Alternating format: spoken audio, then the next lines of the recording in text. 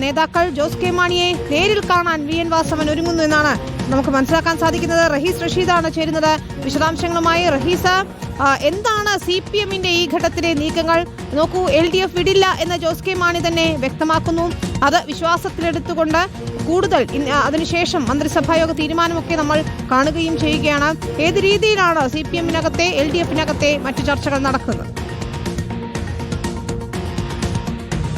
വിവിധ CPIM നേതാക്കളോട് സംസാരിക്കുമ്പോൾ ഇന്നലെ ഉണ്ടായിരുന്ന ഒരു ആശങ്ക ഇന്ന് ജോസ് കെ മാണിയുടെ വാർത്താ സമ്മേളനത്തിന് ശേഷം അവർ പ്രകടിപ്പിക്കുന്നില്ല. പക്ഷെ ജോസ് കെ മാണി പറഞ്ഞത് പൂർണ്ണമായും വിശ്വസിക്കുന്നുമില്ല.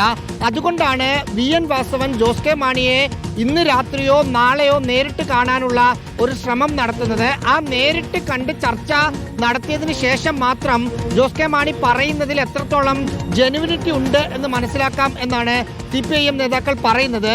നിലവിലെ സാഹചര്യത്തിൽ ഇന്നത്തെ കെ മാണി സ്മാരകത്തിന് വേണ്ടിയുള്ള സ്ഥലം അനുവദിച്ചുള്ള മന്ത്രിസഭാ തീരുമാനം കുറെ വർഷങ്ങളായി കേരള കോൺഗ്രസ് എം ആവശ്യപ്പെടുന്ന ഒരു കാര്യമാണ്. ഒരു രാഷ്ട്രീയ തീരുമാനം എടുക്കേണ്ട ഒരു കാര്യമായിരുന്നു.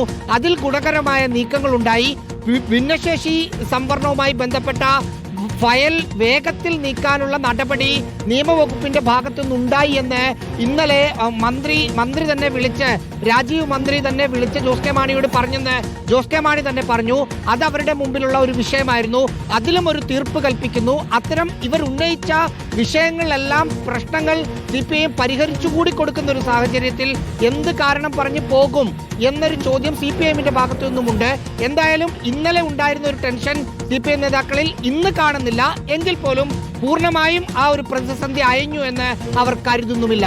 വിനീത, ശരി, ഏതായാലും റഹീസ് നീക്കങ്ങൾ നിരീക്ഷിക്കുക, തുടർ ചർച്ചകൾ അതപ്പോൾ പ്രേക്ഷകരിലേക്ക് എത്തിക്കുകയും ചെയ്യും. ഏതായാലും കേരള